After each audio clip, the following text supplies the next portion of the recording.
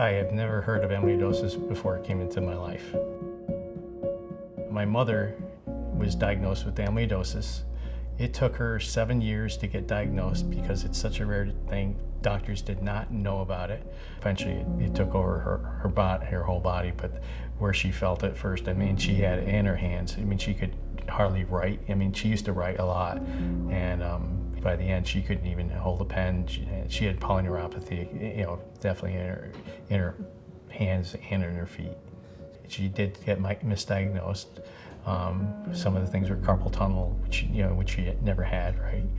But once she did get diagnosed, the sad part was there was nothing you could do about it. The only thing you could possibly do, it was a liver transplant. And by the time she got onto the liver transplant list to get it done, she was in such bad health, she decided not to do it. And that was a huge impact on our family. And one of the reasons she decided not to do it was because it was around Christmas time. Christmas time was her favorite holiday, especially Christmas Eve. And she just wanted to spend it with her family, and she knew she didn't have much longer to live. She did everything for the grandkids, she did everything for the family. So it was a huge impact when seeing her deteriorate, and nobody could do anything about it except try to take care of her and love her as she loved us. And eventually when she did pass away, there was a lot of tears that were shed. The hereditary part is what scared everybody. I ended up getting tested for it, which I had no symptoms at the time, and I ended up finding out that not only did I have the disease, but I was also active with the disease.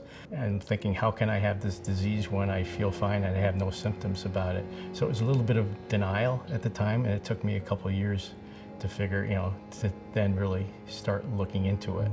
About 3-4 years later, and I actually did have symptoms, and my symptoms were basically numbness, tingling in my feet and toes, but yes. So that is how I knew that, that this is real and it is affecting me. It's polyneuropathy is what I have.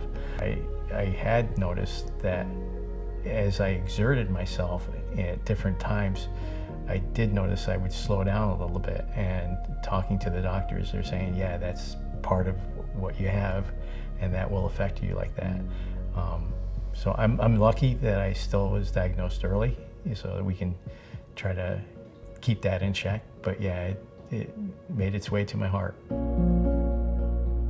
When I found out I had my diagnosis, I did not share it I shared it with my family.